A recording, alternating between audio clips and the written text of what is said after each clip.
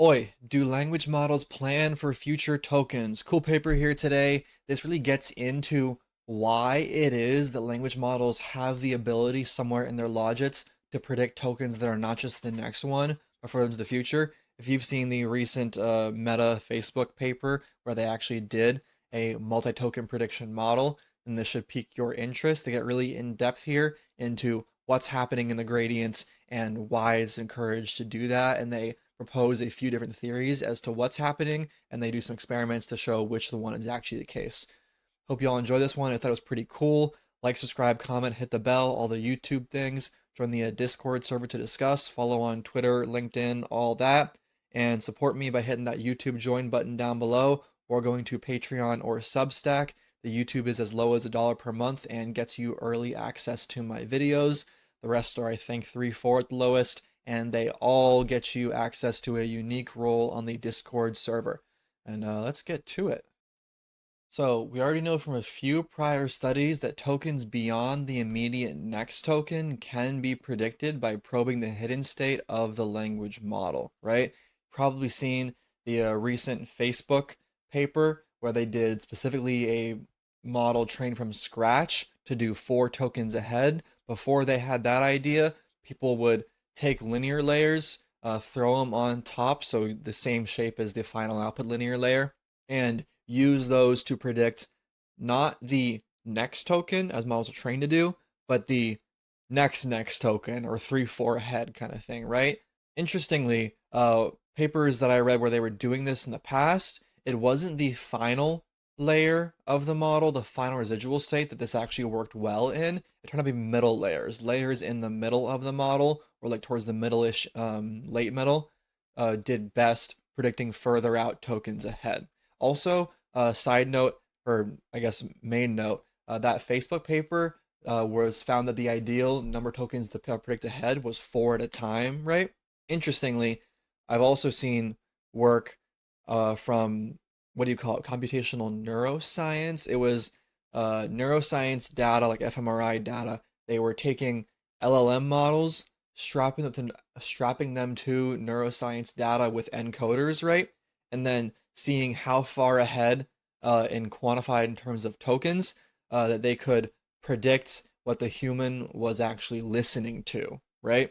And what they found also was the same number of 4 tokens ahead. And to be fair, different tokenizers, right? Kind of iffy, but it's interesting to see those two different, very different approaches converge a little bit. And I forget what these studies that were doing internal probes to models originally before the Facebook paper actually found. I vaguely remember, I think they were having similar results of 2, 3, 4 tokens ahead.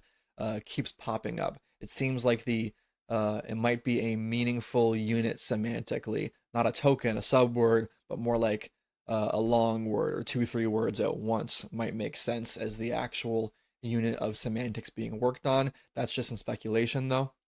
But as far as why it is that these models can predict further ahead to a certain extent, despite not at all being trained to, just being trained to predict 1 token at a time, it definitely remains unclear.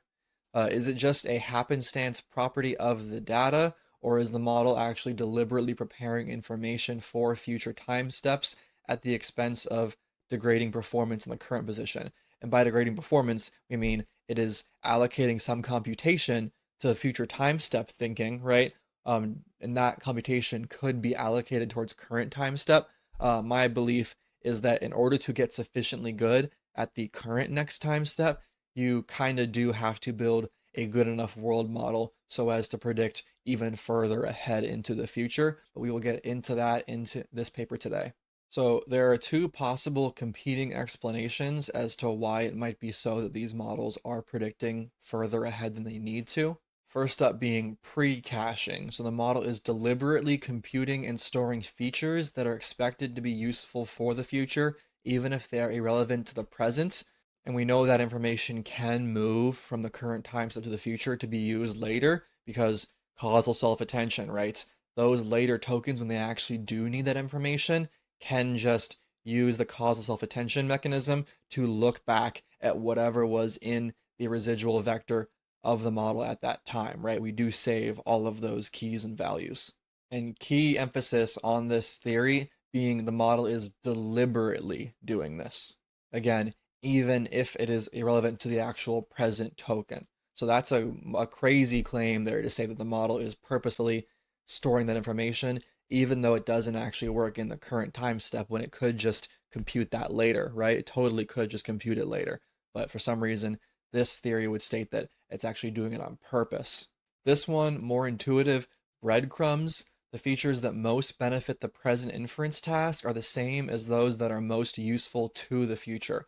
When the model performs the present forward pass, it unintentionally leaves a trace of breadcrumbs that is then picked up by future passes. So it just so happens that the things that need to be thought about and learned, I know I'm anthropomorphizing, don't worry about it, by the current time step of the model are also useful for future time steps. This one's much more intuitive. It makes more sense to me, anyways.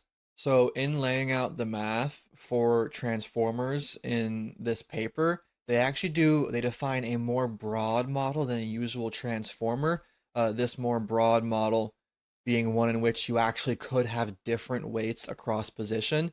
Usually, the only time that would actually happen is in learned positional encodings a la GPT-2, or I guess technically rope is still kind of doing that, having actually different parameters be used based off what position you're in. But in this broad sense, the way they define it at first, they're actually talking about as if you had an entirely different transformer for each given time step. In reality, what we actually do is we don't mention it this way, but we implicitly have the weights tied across position for everything except for, again, learn positional encodings and rotary, whatever. The actual positional encodings we use tend to actually be different across position, obviously.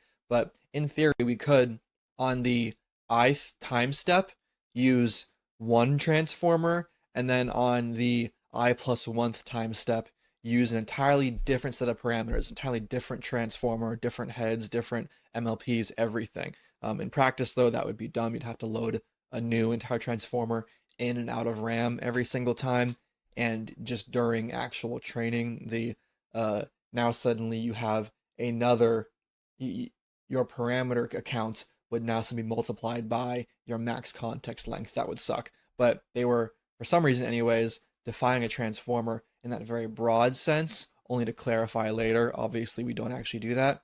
And the idea they're kind of laying out here is that at the first time step, let's say you have your beginning a sentence token, right? It is obviously influenced by the gradient of your actual first token of interest, right? The first token of interest, whatever your beginning word in your passage to be trained on is. However, what they're noting is that when you actually look at the gradients across your entire sequence length, every single token after that also affects the gradient of what's happening up in that first time step. Whereas in the last time step, because of our causal tension mask, the only thing influencing the gradient in that final time step will be that final token. Whereas in that first token, the first iteration, every single token in your entire context length is influencing your gradient. Hence why they cared about splitting up into what if we had a transformer that was a different transformer for every single time step. Now, the idea here being that when a time step further down the line influences the gradient of the time step that is earlier, that influence could actually be what is encouraging this idea of pre-caching. So interestingly, the final time step in your context length is only affected by itself, only affected by next token prediction, but the earlier time steps all get mixed in with whatever is later than them. So you're almost disproportionately weighting earlier time steps to care and think, you might say, more about future time steps.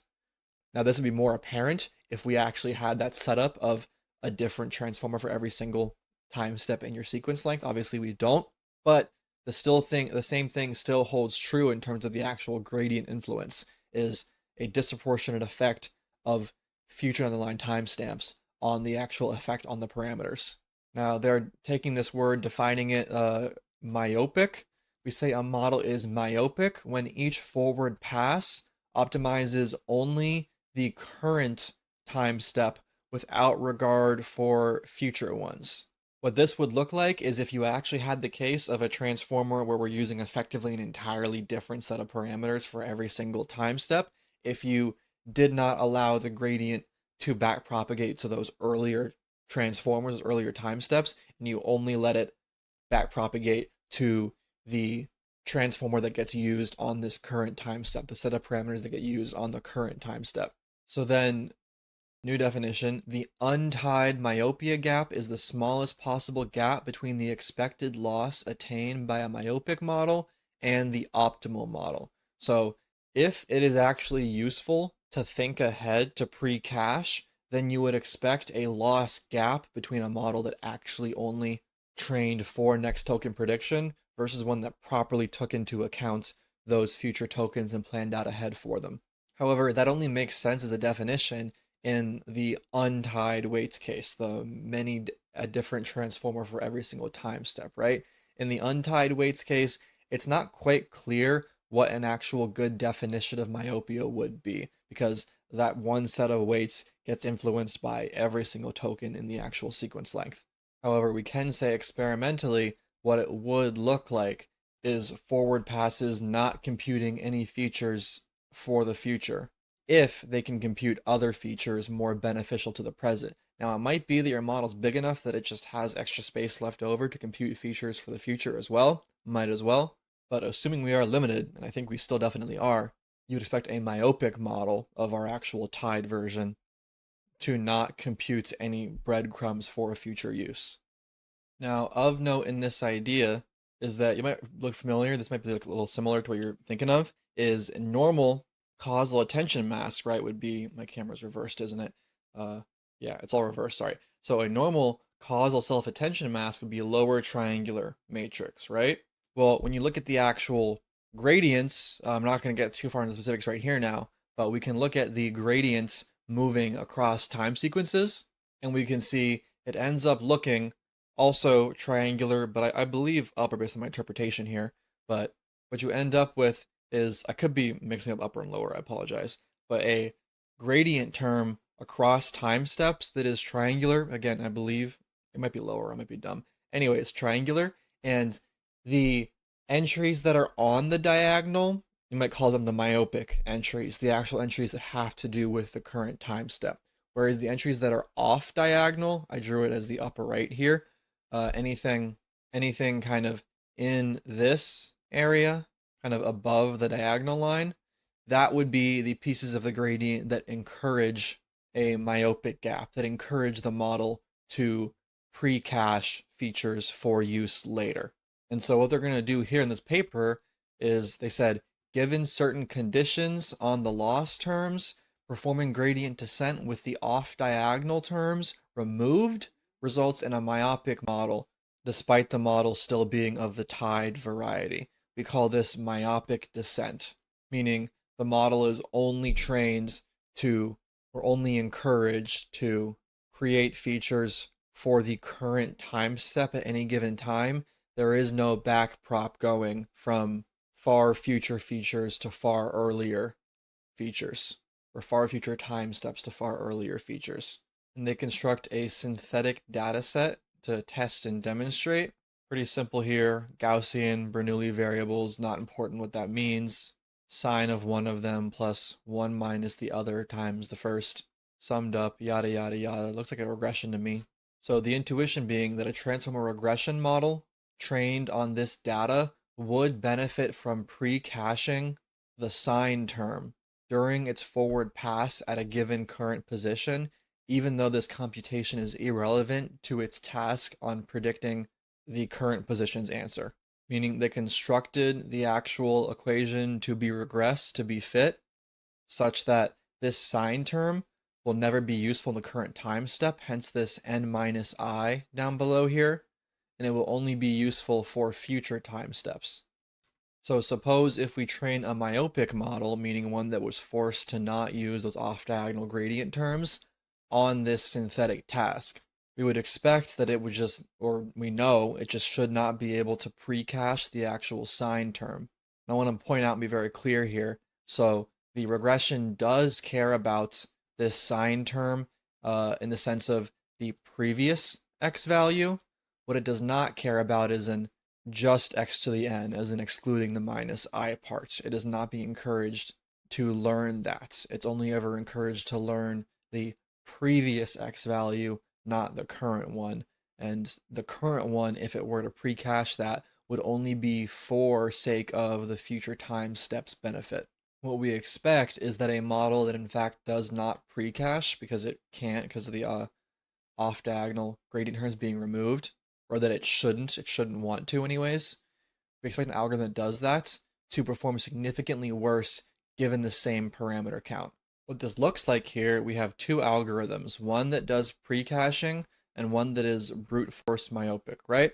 And a model that has two layers at a given position, the input is always the two variables at the current time step. For the pre-caching algorithm, it might make sense to compute the sign term on the current x, that current variable, which will not be used currently. It will only be used next iteration, right? Whereas the brute force algorithm would not compute that. And then the pre-caching term, because it is able to look back, it can read off the value that it pre-computed into the previous iteration. And then so when it's doing the actual full computation of the answer, it doesn't have to calculate from scratch. It can just read off. It can use what it calculated in the previous time step. Whereas the brute force algorithm, because it did not pre-compute the value, it has to read off not only the two variables that is actually given this time step, but it has to read off the past version of that x variable, the x sub n minus I, for all previous timestamps, where it is a summation right here. And so it has to actually compute that entire sine term and summation in order to get the same answer. And our claim here is the pre-caching algorithm should be able to work and do the same thing with far fewer parameters. Now, in the experiments, to determine if the model that they made, the models that they made, actually is pre-computing this sine term, they just fit a linear probe to see if they can get out that value consistently. And they use two-layer transformers with embedding dimensions of 128 and two different versions, right? One being ordinary and one having myopic gradient descent, meaning removing those off-diagonal gradient terms. And they do in fact find strong evidence that the transformer model with vanilla training is indeed pre-caching that sine term. And the myopic model performs significantly worse. Now, that was a great little test, synthetic data, but they do go on to do natural language experiments, thankfully, using the smallest, I believe, GPT-2 architecture. So to estimate the benefit of this pre-caching and see to what extent it is happening, they not only train a model with the myopic gradient descent, they also do train just a brand new model, random initialization with the same architecture, right? But with past hidden states provided by the actual regular vanilla GPT-2. Meaning this model doesn't actually function on its own. It, for any past hidden state, reads off what GPT-2 would have put down for that hidden state, and for the current hidden state, does it itself. Interesting name they use for the one I mentioned a second ago, the actual just trained under myopic gradient descent model. They call it a transformer bigram. I guess you see the relation there. It ends up being effectively a very, very overcomplicated but bigram model, meaning they train, as I said a second ago, with the off-diagonal key value states zeroed out. They find the myopia gap is somewhat non-negligible, not huge, suggesting that pre-caching may provide a small non-zero benefit.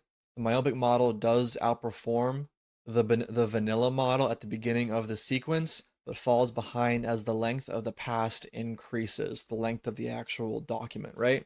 This implies that lack of pre-caching may not matter for the first few tokens, but eventually the effect compounds on itself, and model performance ends up degrading later in the sequence because it can no longer reference or refer to any kind of prior pre-cached information. It now has to construct that information all on its own every single time.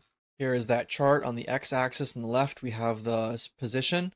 Blue is the myopic GPT-2 and orange is standard.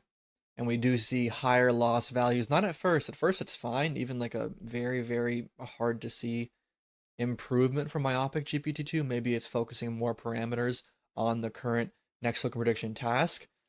But then very clearly, as you go into longer and longer sequences, it does in fact perform worse with that lack of ability to pre-cache. Keep in mind though that myopic model is the one that is still allowed to reference GPT, original GPT-2. It just can't, it just wasn't encouraged to through gradients. And it in fact does perform a lot better, they both do, than the actual transformer bigram model, the one just straight up is not able to access any past information. So the myopic model, the one that was trained with myopic loss, can still leverage past information, the breadcrumbs, even though it was specifically only optimized for the present inference task. Whereas, as we said, vanilla GPT-2 is implicitly optimized for further ahead tokens.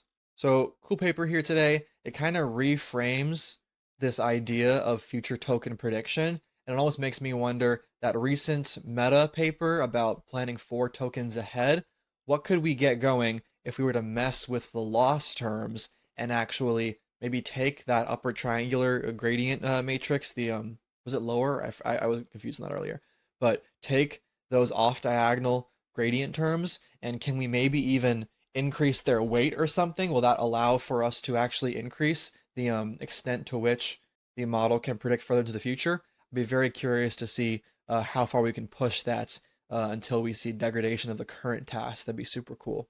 But anyways, hope y'all enjoyed. Like, subscribe, comment, all the YouTube things. Join the Discord server, link down below. Follow on LinkedIn and Twitter, and support me on with that YouTube join button down below, or on Patreon or Substack.